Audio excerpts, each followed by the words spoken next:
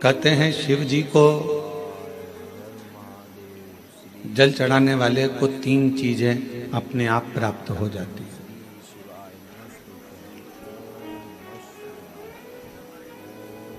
भगवान शिव के मंदिर जाने वाले को, भगवान शंकर की आराधना करने वाले को, शिवालय तक जाने वाले को 3 चीजें ना मांगने पर भी मिल जाती है।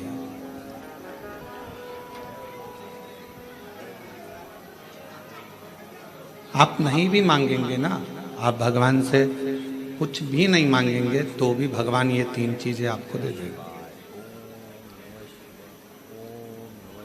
भगवान शिव आपको ये 3 चीजें प्रदान कर देगा। वो कौन सी 3 चीजें हैं जो भगवान शिव की देहली पर चढ़ते ही, भगवान शंकर की चौखट को लांघते ही, भगवान शंकर के मंदिर में प्रवेश करते ही अपने आप मिल जाती है, बिना मांगे। जैसे कोरबा वालों को ये कथा तो ऑनलाइन है, ये कथा होना थी सीहोर से, पर कोरबा में अगर ये चल रही है और कोरबा के लोग अगर इसको जो भी 100-150 भक्त यहाँ बैठकर अगर कथा सुन रहे हैं तो ये मानकर चलना कि कहीं ना कहीं शिव की करुणा, शिव की कृपा आप पर हो रही है, भगवान शंकर की करुणा। और कोई पिछले जन्म के अच्छे कर्म मुझे बाबा तेरा साथ मिला, कोई पिछले जन्म के अच्छे कर्म मुझे बाबा तेरा साथ मिला। जहाँ सारी दुनिया झुकती है, जहाँ सारी दुनिया झुकती है, मुझे वो आली दरबार मिला, दरबार मिला। कोई पिछले जन्म के अच्छे कर्म मुझे बाबा तेरा साथ मिला, कोई पिछले जन्म के अच्छे कर्म मुझे बाबा तेरा साथ मिला। शिव कथा कह रही है कि शिव जी के मंदिर में जब आप एक लोटा जल लेकर पहुंचते हो, शिव जी के द्वार पर जब आप भगवान देवाधिदेव महादेव की आराधना करने के लिए पहुंचते हो तो 3 चीजें बिना मांगे मिल जाती हैं। आपको मांगना नहीं पड़ता, आपको शिव जी से कहना भी नहीं पड़ेगा, आपको भगवान शंकर से बोलना भी नहीं पड़ेगा और वो 3 चीजें आपको मिल जाएगी। और बड़े सावधानी से जितने भी शिव भक्त आस्था चैनल पर, कोरबा वासी जो आस्था चैनल पर, फेसबुक, यूट्यूब पर कथा को श्रवण कर रहे हैं, जो कोरबा छत्तीसगढ़ की इस पवित्र धरा से टीवी पर बैठकर, टीवी के सम्मुख में और मोबाइल पर, यूट्यूब, फेसबुक पर इस पवित्र कथा को श्रवण कर रहे हैं, वो ध्यान लगाकर सुनना कि वो 3 चीजें कौन सी है जो शंकर के द्वार पर जाने पर मिल जाती है। पहले नंबर पर है मन की शांति।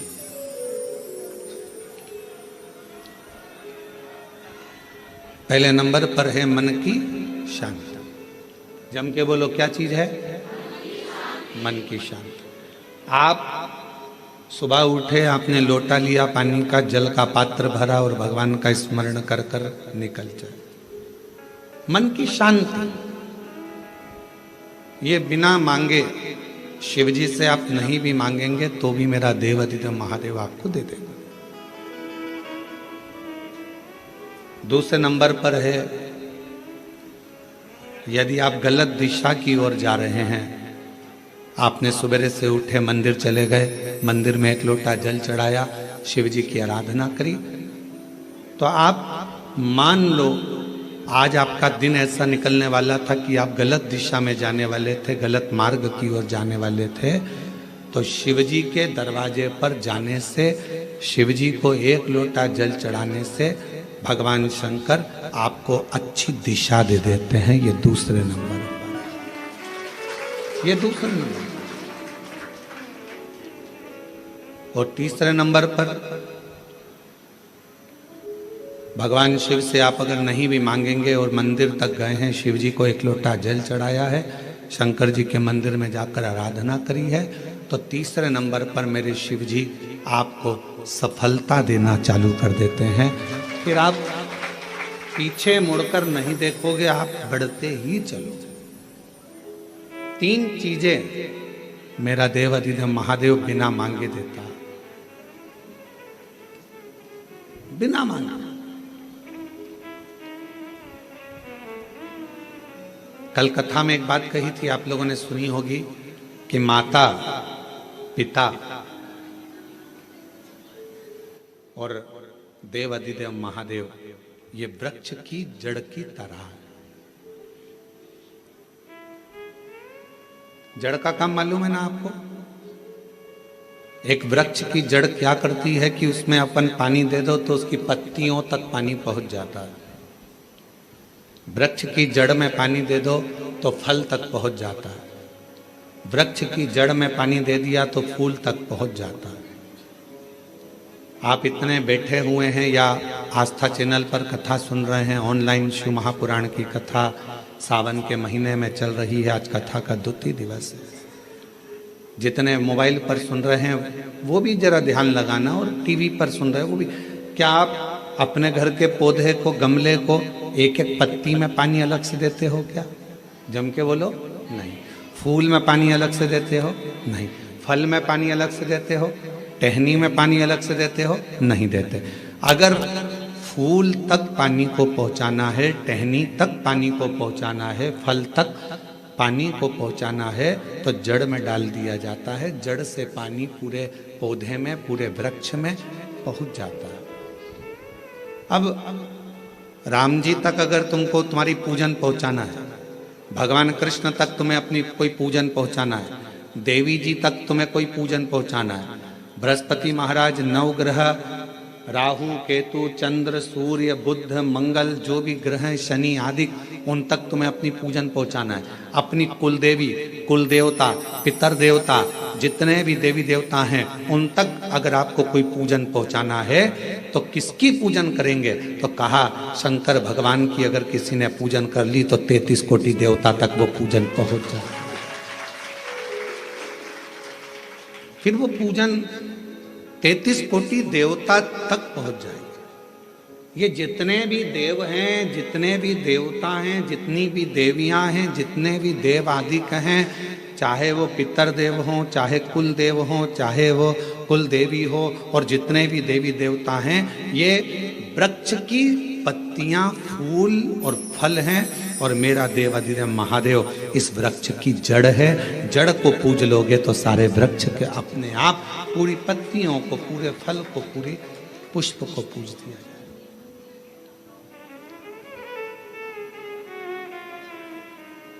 आपको एक बार कथा में कहा था, जब नवग्रह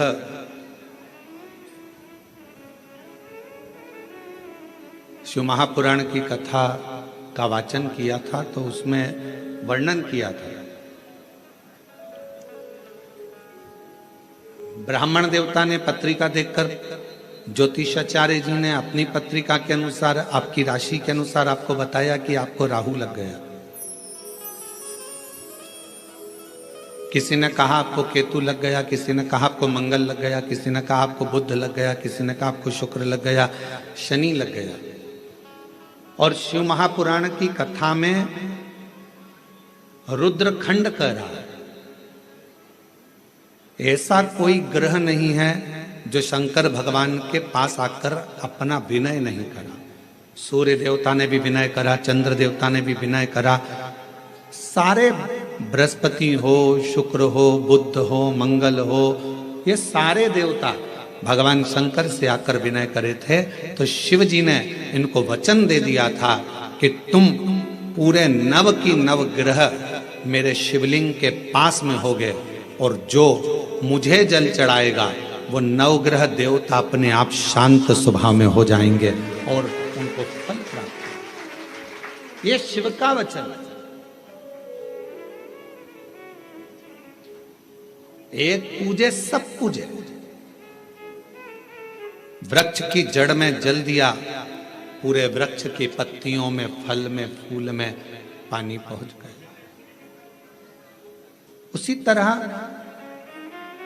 शंकर भगवान का यदि भजन करा है, शिव जी का यदि स्मरण करा है, शिव नाम का यदि जाप करा है, शिव नाम में अगर हम आप डूबे हुए हैं तो ये मत सोचना कि हम राम जी को छोड़ दिया या हम कृष्ण जी को छोड़ दिया या हम देवी जी को छोड़ दिया, हमने पार्वती जी को जल नहीं चढ़ाया, हमने गणेश जी को जल नहीं चढ़ाया, हमने कार्तिकेय को जल नहीं चढ़ाया, हमने नंदी को जल नहीं चढ़ाया, हमने सूर्य नारायण भगवान को जल नहीं चढ़ाया, हमने चंद्रदेव की पूजन नहीं करी तो हमको दोष लगेगा। ना ना ना, शिव महापुराण की कथा कहती है यदि आप अपने घर से एक लोटा जल भरकर शंकर जी को समर्पित करते हो तो सारे देवताओं की आराधना पूजन अपने आप होती चली जाती है, अपने आप। 5 स्थान है जहां पर भगवान शंकर को चढ़ा हुआ जल यदि हम लगाते हैं तो हमारे 9 ग्रह, चाहे शनि हो, चाहे राहु हो, चाहे केतु हो, चाहे बृहस्पति हो, सारे ग्रह हमारे अनुकूल हो जाते हैं। 5 स्थान बताए और बड़े सावधानी से स्मरण करिएगा उन 5 स्थानों का। शिव जी पे चढ़े हुए जल को यदि हम झेल कर अपनी नेत्रों पर लगाते हैं, मस्तिष्क पर लगाते हैं, कर्णों पर लगाते हैं, कंठ पर लगाते हैं और अपने हृदय पर लगाते हैं तो व्यक्ति की जिंदगी में कैसा भी ग्रह का दोष हो वो धीरे धीरे समाप्त होते चले जाते। नेत्र, कर्ण, मस्तिष्क, कंठ और हृदय,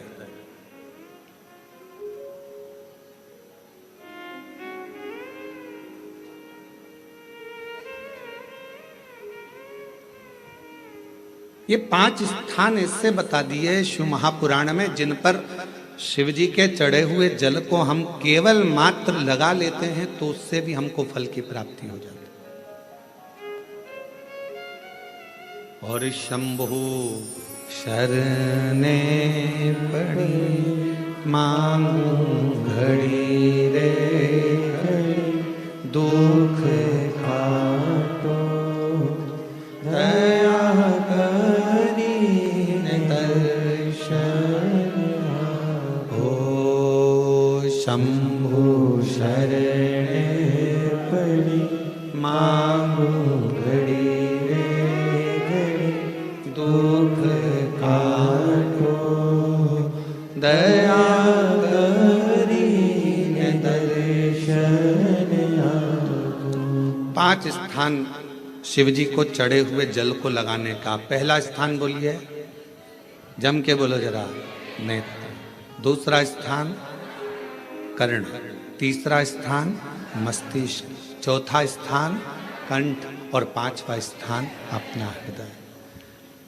मात्र ये 5 स्थान शिव जी के चढ़े हुए जल को आप अगर लगा लेते हो तो तुम्हारे ऊपर किसी ग्रह, चाहे शनि हो, चाहे राहु हो, चाहे केतु हो, चाहे मंगल हो, कोई ग्रह आप पर भारी नहीं रह सकता। और एक प्रैक्टिकल कर कर देखना, शिव महापुराण सुना करो तो प्रैक्टिकल जरूर करा करो, क्योंकि आपको मालूम पड़ना चाहिए कहीं सियोर वाला महाराज झूठ तो नहीं बोल गया। प्रैक्टिकल जरूर करो और प्रैक्टिकल का फल मिले तो पत्र में जरूर लिखकर भेजो कि हाँ हमने कथा सुनी थी कोरबा की और कथा सुनने के बाद मुझे 3 महीने में जो प्रैक्टिकल करा मैंने तो उसका फल मिला मुझे। प्रैक्टिकल करो। जिस लड़की को, जिस लड़के को मंगल है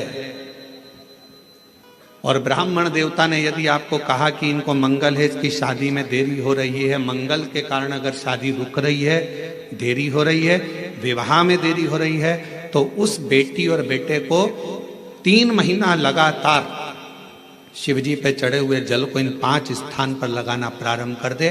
3 महीने के बाद वो खुद कहेगा कि हाँ हमारा संबंध जम गया, हमें मंगल से कोई दोष नहीं लगा। स्वयं शिव कृपा करते हैं, स्वयं शंकर करुणा।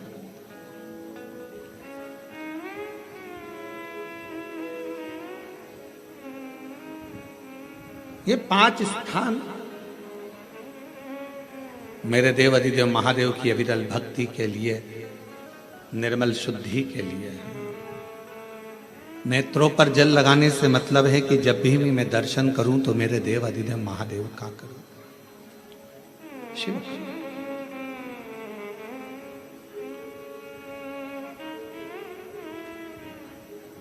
कंठ पर जल लगाने से मतलब है कि मेरे मुख से जो वाणी निकले, और मान लो मेरे मुख से कोई अपशब्द निकल गया तो किसी का बुरा ना हो जाए। कर्णों से जल लगाने से मतलब है कि मेरे कानों के माध्यम से जो शब्द मेरे अंदर जाएं वो मेरे जीवन का कल्याण करें। मस्तिष्क पर जल लगाने से मतलब है कि मेरे भगवान के चरण का जल, उनकी रज मेरे सिर पर चढ़ी रहे और मेरे जीवन में कभी अहंकार ना आए। हृदय पर जल लगाने से मतलब है कि मेरे हृदय में भगवान शंकर के चरणों का वास नित्य प्रति रहे, हमेशा।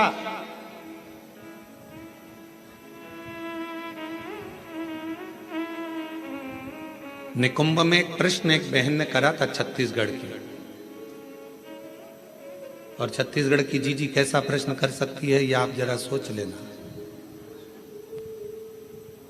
निकुंभ में एक छत्तीसगढ़ की बहन ने प्रश्न किया था, गुरु जी आप कहते हो कि शंकर भगवान के भक्त जब अपने प्राणों को त्याग कर जाते हैं तो शिव धाम में रहते हैं,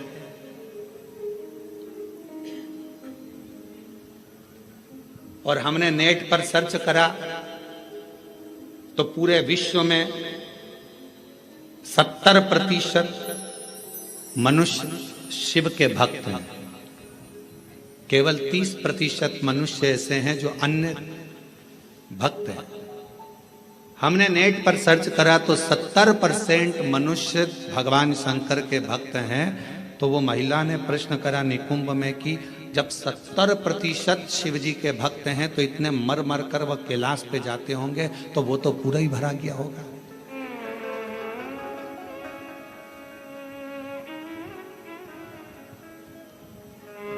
शिव जी अपने भक्त को कहां रखते हैं?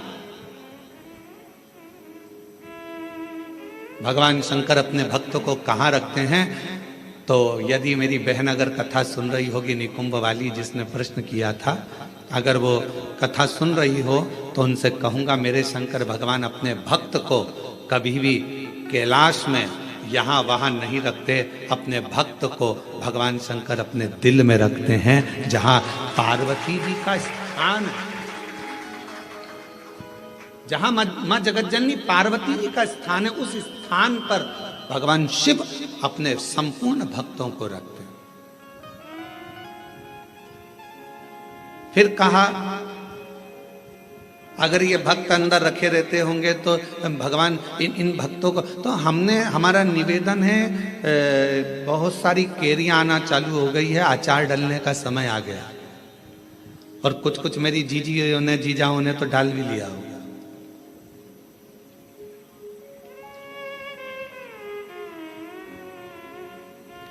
प्लास्टिक के डब्बे में केरी रखते हो क्या?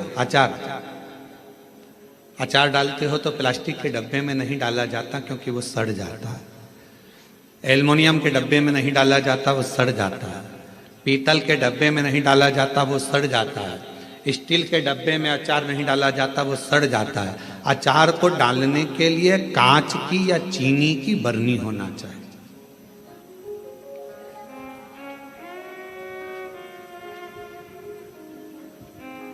अचार को डालने के लिए कांच की बरनी हो या चीनी की बरनी हो, और उस अचार में मसाला भी रहता है ज्यादा मात्रा में तेल भी रहता है, ज्यादा मात्रा में नमक भी रहता है। पूरा मसाला उस अचार की बरनी में रहता है, फाक तो कम रहती है। और वो अचार की जो फाक है वो हर किसी को नहीं दी जाती। अचार हर किसी के आगे परोसा भी नहीं जाता। कोई खास आता है तो अचार दिया जाता है, और अचार खाने का भी तरीका है, किसी को फाँक पसंद आती है, किसी को मसाला पसंद आता है, किसी को तेल पसंद आता है। उसी तरह भगवान शिव की कथा कहती है, शंकर जी कहते हैं माँ पार्वती जी से जो मेरा भक्त है उसको मैं अपने हृदय में रखता हूँ और देख लेता हूँ जिस जगह पर भजन की कमी होती है, शिव नाम की कमी होती है, वहीं पर अचार की एक फाँक निकाल कर पटक देता हूँ और दुनिया के लोग वो अचार की फाँक को चाटना प्रारंभ कर देते हैं। अब ये कथा हो क्या रही है? ये शिव महापुराण की कथा, ये भगवान की कथा अचार की फाँक है, और आप और हम सब उसको चाटने के लिए बैठे हैं। किसी को भजन में मजा आए, आनंद आएगा, किसी को भगवान के दृष्टांत में आनंद आएगा, किसी को फाँक में, कथा में आनंद आएगा। सबका तरीका अपना अपना, सबका तरीका।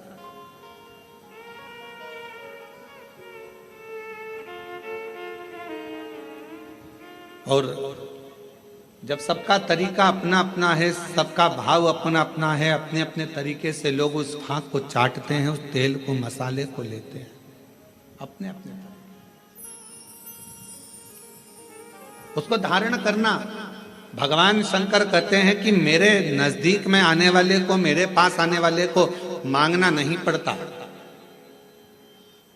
मेरे पास अगर आकर कोई, केवल मेरे नजदीक में आकर यदि कोई मेरे द्वार पर देहली को पार कर कर और मेरे करीब में यदि कोई आ जाता है, उसको 3 चीजें शिव जी कहते हैं मैं बिना मांगे देता हूं।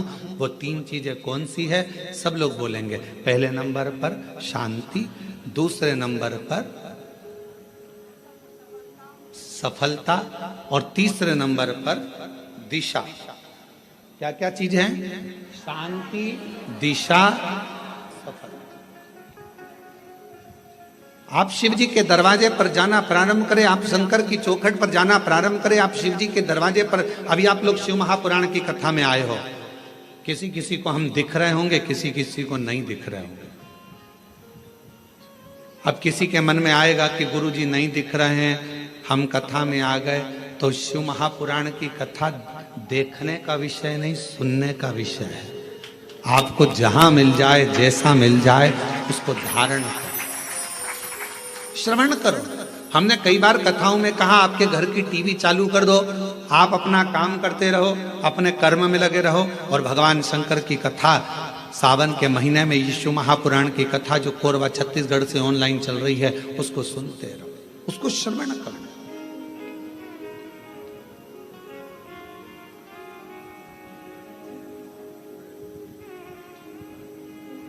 एक कथा जब एक आपके यहाँ आते समय गांव पड़ा था, वहाँ होने वाली थी, और वहाँ हाँ कहीं पर, तो वहाँ पानी बहुत गिर गया था। फिर बाद में हम एक दिन के लिए वहाँ आए थे, बीच में वो कथा कैंसिल होकर वो कथा चली गई थी राजनांदगांव में। अब जरा ध्यान से सुनना, कथा का सुनने का तरीका देखिए श्रोता का। राजनांदगांव में कथा गई और वो कथा हुई ऑनलाइन, ऑडिटोरियम से वो कथा चल रही थी। एक महिला, उसका पति, उसका कोई काम हो गया था और उसने वहीं पर कह दिया था ये कथा में यहीं आपके पास में होने वाली थी, तो वो कथा वहां नहीं हुई। जहां होगी मैं वहां पहुंचकर उस कथा को सुनूंगी।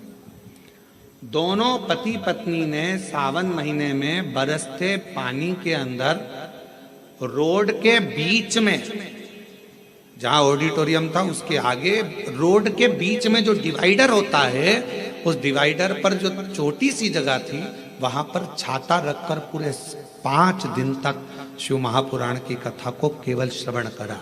हम उसको ना तो दिखे और ना हम उससे, जब सूचना मिली तब रात्रि के समय, क्योंकि दिन में तो भीड़ रह जावे, अब रोड पर लोग, सूचना मिल जाती है लोगों को तो फिर लोग एकत्रित होने लगते हैं, ध्यान बल्कि प्रशासन संभालता। हमने प्रशासन से कहा कि वो बेचारे रात्रि के हम 5 दिन से वो कथा सुन रहे हैं और रोड पर बैठे हैं, मिलना है उनसे। उन्होंने कहा गुरुजी भीड़ बहुत, हो जाएगी। हमने कहा रात को कौन जा रहा है, चलो। रात्रि का समय था, राजनांदगांव के वहाँ के अगर एसपी और कलेक्टर हों तो उनसे पूछना। तो फिर हम रात को गए, छोटा सा उनने पन्नी पॉलीथीन लगा रखी थी, अंदर दोनों बैठे हुए थे। कोई वहीं राजनांदगांव का कोई भक्त उनके लिए रोज सुबह का भोजन लाता था और कोई भक्त रात का भोजन ला कर दे जाता था। आराम से बैठकर दोनों भोजन कर रहे थे। हमने उनको प्रणाम कर कर कहा, उन्होंने कहा गुरु जी आप? हाँ, आपसे मिलने आए। गुरु जी, एक प्रॉपर्टी छूट नहीं रही थी, उस पर दबंगों ने कब्जा कर लिया था, छोड़ नहीं रहे थे। हम हमारा गांव छोड़कर दूसरी जगह चले गए थे क्योंकि उन्होंने हमारे को गलत केस में फंसा दिया था। 3 साल से लगातार हम परेशान थे, तो किसी ने कहा कि कथा पंडाल में सुनो। हमने भिलाई के पंडाल में सुनी और फिर मन करा कि अगर हमारा काम हो जाएगा तो अगली कथा पंडाल में पहुंचे। कथा कैंसिल हो गई, राजनांदगांव में हो रही, पर अंदर प्रवेश नहीं, अंदर प्रवेश नहीं। इसलिए यहां बैठकर केवल कथा सुनना था, सुन लिया। हमने कहा हो गया काम, हो गया।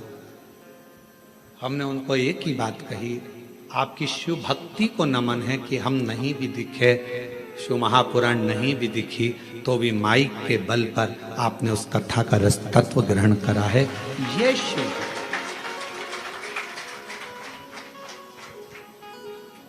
शिव उपासना किसको कहते हैं? 2 चीजें मेरे शंकर को प्रिय लगी है मानव से, एक पानी, दूसरी वाणी। मेरे शंकर भगवान ने मनुष्य देह से 2 चीजें मांगी है, एक पानी मांगा और दूसरा वाणी मांगी। आप शिव जी को 1 लोटा पानी चढ़ा रहे हैं, आप अपना कल्याण कर रहे हैं। शिव जी को अपनी वाणी से श्री शिवाय नमस्तुभ्यं, श्री शिवाय नमस्तुभ्यं, श्री शिवाय नमस्तुभ्यं, श्री शिवाय नमस्तुभ्यं। आप अपनी वाणी से जब भगवान शंकर के नाम का उच्चारण कर रहे हैं तो वो शिव को पसंद आ रहा।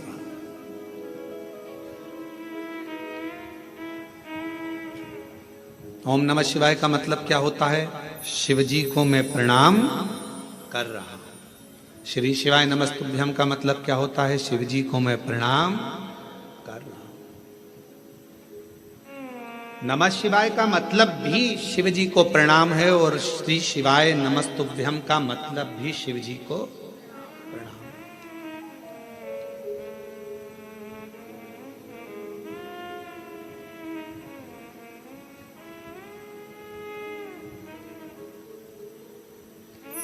कलिकाल में बहुत सारे लोग भ्रम उत्पन्न करेंगे। कोई कहेगा महिला ओम नमः शिवाय न बोले, कोई कहेगा नमः शिवाय बोले, कोई कहेगा ये बोले, कोई कहेगा वो बोले। इसलिए मेरे शंकर भगवान ने शिव महापुराण में एक अलग से ऐसा अक्षर, ऐसा शब्द, ऐसा मंत्र, ऐसा जाप कह दिया कि कोई भी हो, किसी भी अवस्था में हो, वो जप ले, शिव की कृपा बरसना प्रारंभ हो जाती है। आप भटको मती।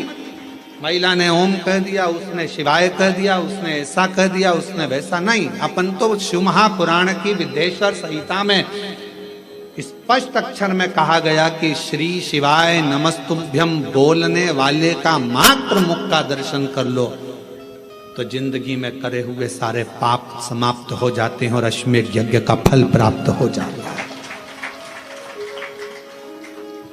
आप उसका जप करिए, स्मरण करो।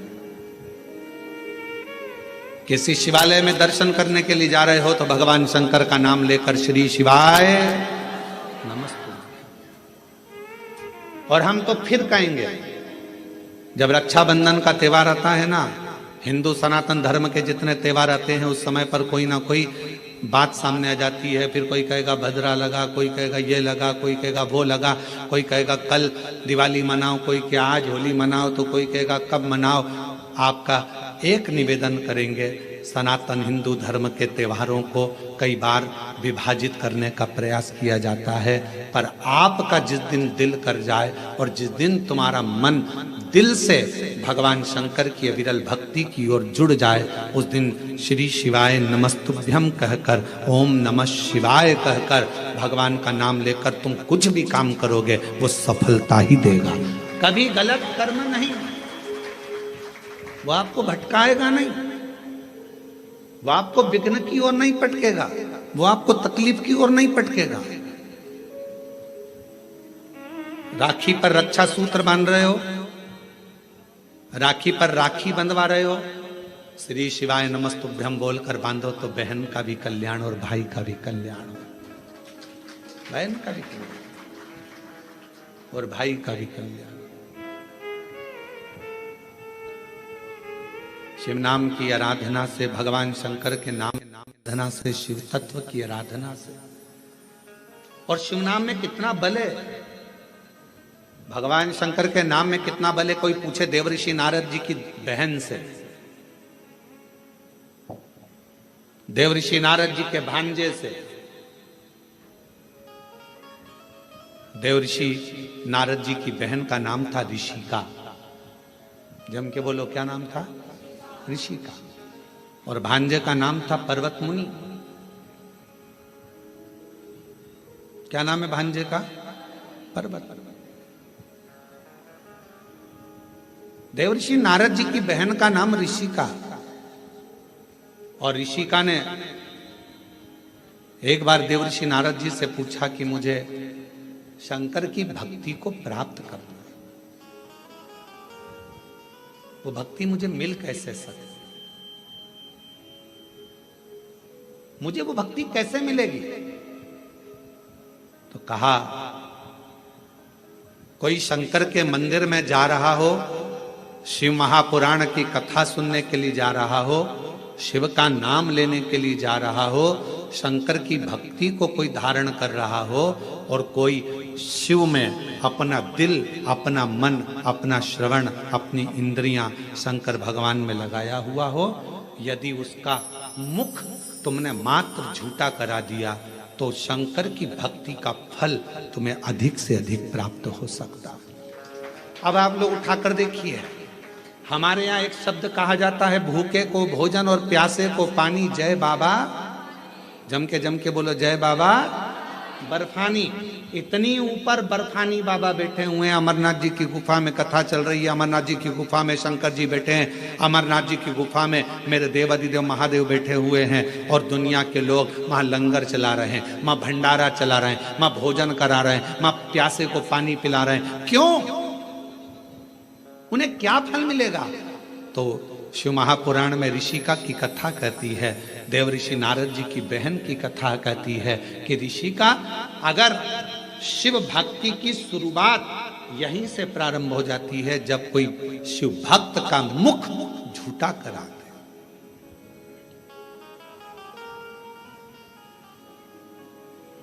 कितनी पानी की बोतल लेकर चलना चाहिए? 2।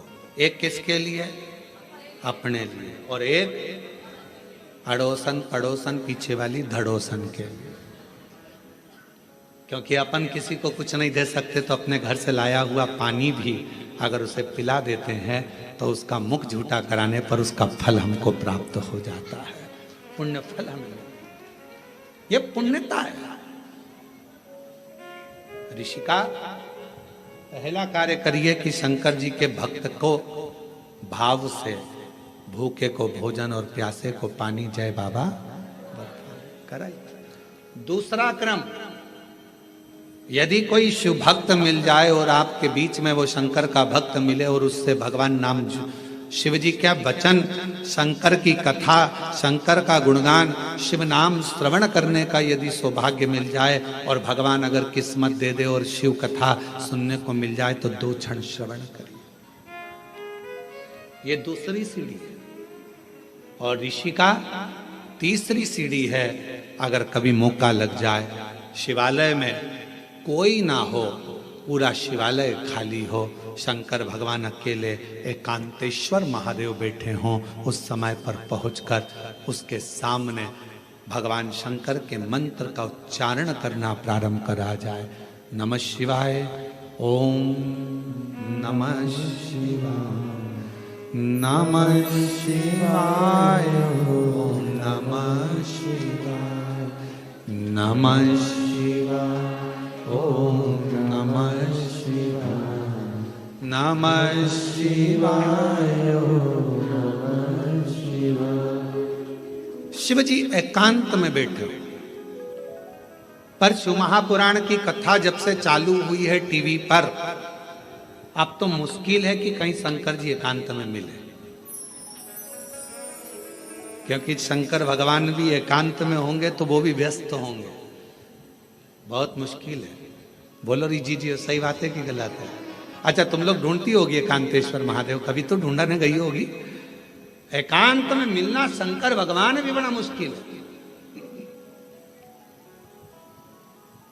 हाँ, कहीं अगर जा रहे हो दूर और बीच रोड पर कहीं पर शांति में मिल जाए तो बात दूसरी, बाकी के अपने कोरबा में हमने पूछा, यहाँ पर गाड़ी वालों से हमको जो लेकर आते हैं, हमने कहा भैया यहाँ कहीं शंकर जी हैं एकांत में कहीं बैठे हों, बढ़िया चलें अपन दर्शन कर कर आ जाए। और कोरबा में कोई प्राचीन शिवालय आदि जहाँ पहुँचकर बाबा की एक लोटा जल सावन के महीने चढ़ जाए, तो कहे मैं पूछ के बताऊंगा। तो मैंने कहा ठीक है। एकांतेश्वर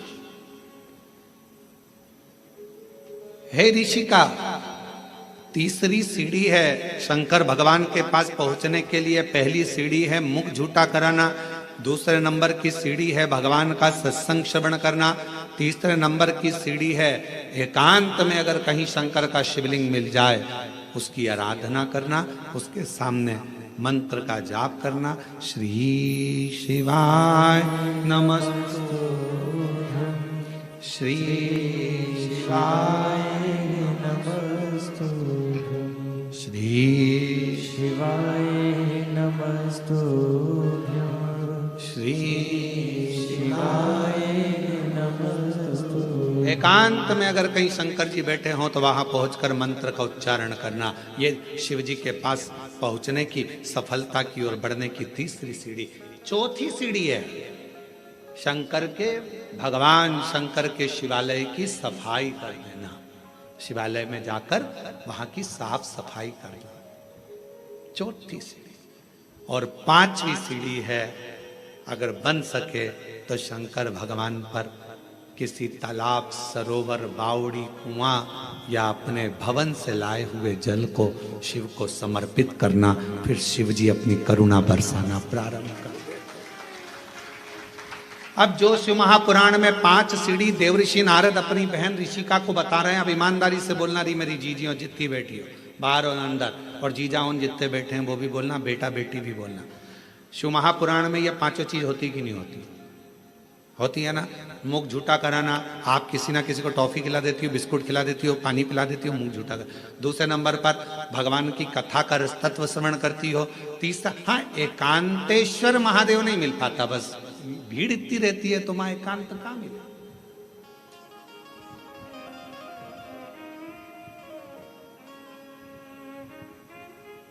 अभी हम जहां से आ रहे हैं वहां से लेकर ये होटल तक के बीच में रोड पर तुम देखो जरा, लोग खड़े रहते हैं। एकांतेश्वर, बस एक चीज की कमी है कि एकांतेश्वर नहीं मिलता। चौथे नंबर के सफाई करने का मौका मिलता है जब आप कथा स्थल पर आओ। यहां पर भले होटल वाले लगे होंगे, सफाई करने वाले लगे होंगे, कर्मचारी लगे होंगे, पर आपका फर्ज है जब आओ कथा में बैठो तो गादी चादर सब अच्छे से बिछाकर लोगों के, जो भी आए हैं 150 लोग, उनके बैठने की सही व्यवस्था करना। भले अपन ने होटल वाले अपनी व्यवस्था करें, पर फिर भी अपना कर्तव्य है कि एक बार उस स्थान को